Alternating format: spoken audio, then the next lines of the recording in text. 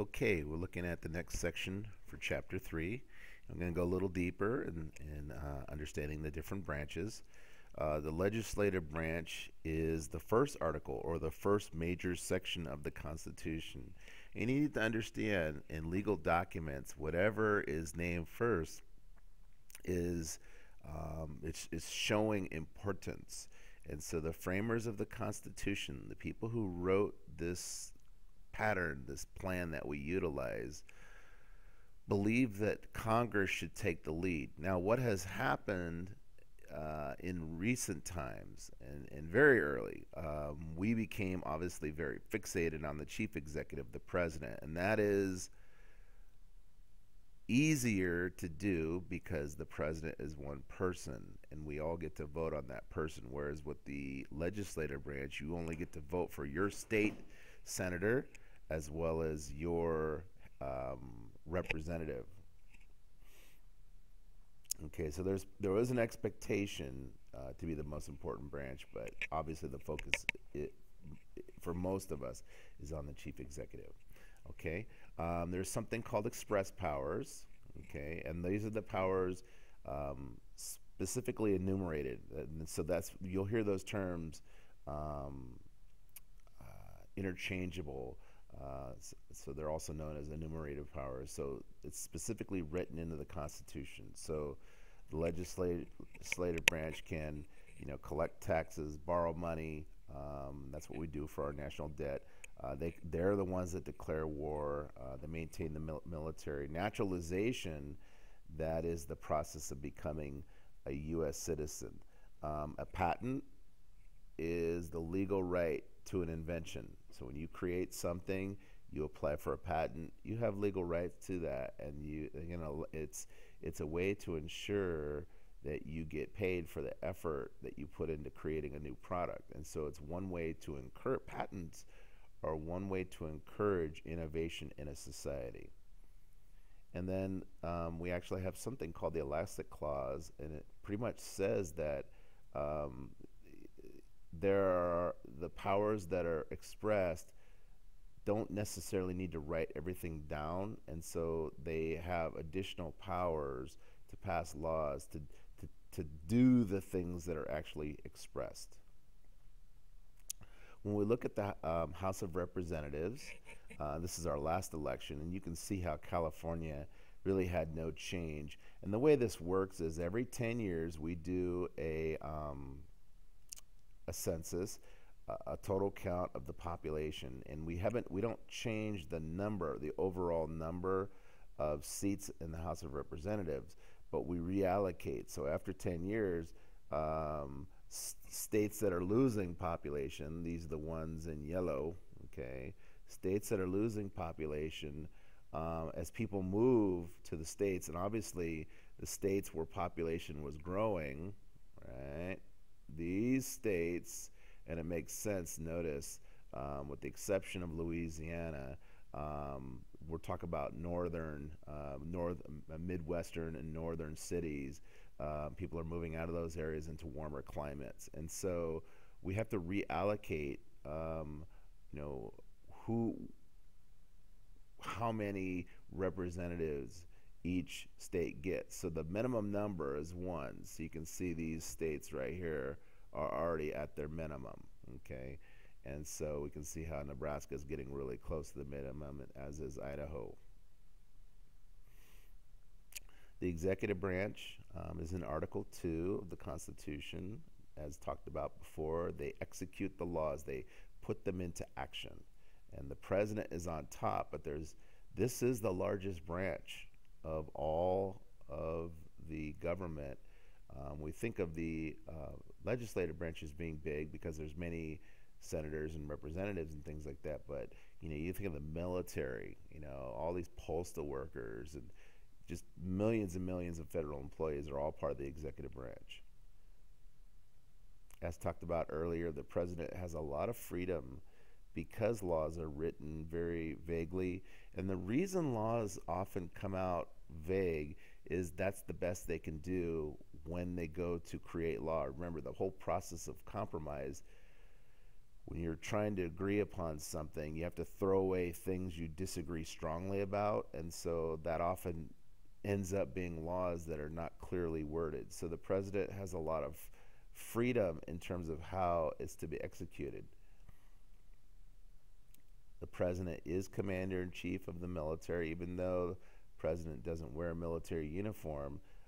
President can give an order to any particular person in the military, and they have to carry it out. Usually, that doesn't work that way. Usually, they utilize the chain of command, and things just kind of roll down. But the president does have that part of power.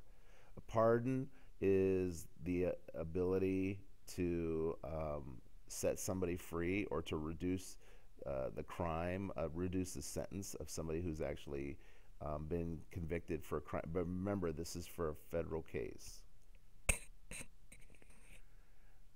When it comes to doing business with other countries, the State Department does the heavy lifting when it comes to negotiating with other countries. But at some point, the president's going to come in and sign a treaty. And the president can literally, on the fly, make changes as they're talking with other heads of state. At some point, the Senate, and just the Senate, is going to have to approve that treaty. Now, when the presidency was created, we really didn't have a model to build off of. And so we wanted a chief executive that was powerful, but we also wanted something where the power was limited. So there wasn't a lot of clarity on how things were going to work. And so it's kind of interesting, George Washington, his status as first president, he was very aware of his role in history, and he knew that he was setting precedents that people would later follow. And what we're seeing is, as our government has grown, as our population has grown, the amount of work that things that the president is over, it's gotten much more complicated. So when you look at the population of America back at independence, 3.5 million. Actually, America's population, this updated now, we're about 310 million. So it's amazing the amount of growth that we've had since then. This is just an example. You go to the website, chief executive website, and this is a listing of all the major departments. And you have to understand each department has, and I just to kind of show you, clicked on Department of Agriculture. These are the different agencies and bureaus within just the Department of Agriculture. And each one of these has thousands of employees. And so they're incredibly important. But it's one of those things where when it comes to what the executive branch does, it's pretty amazing. And so just focusing on the Department of Agriculture, they're one of the organizations that's going to set policy on something like organic food. And we're getting there's been a lot of talk as to what's organic, and what happens when a crop right next to a inorganic crop, what happens when there's cross-pollination, how does that work? At some point, there's going to have to be some laws and regulations on all that, and the president's not going to get involved in all that minutia. He's going to leave it to each department to take care of those things. And so when we look at organics, you can see for the most part, this is the label we see for most products. Most companies have found that to get the 100% organic label, it's very difficult. All ingredients, all sub-products have to be organic. And so 95% gets you that organic title, which is what most consumers, when they just see organic, that's all they care about. So you just got to understand there is a different a different threshold to get to that 100% organic. Is very difficult to get to. All right, judicial branch. Article 3, third section of the Constitution is the judicial branch. And as talked about before, their job is to interpret the laws. So let's say a law is written vaguely. The president has to choose how to execute the law because it's vague.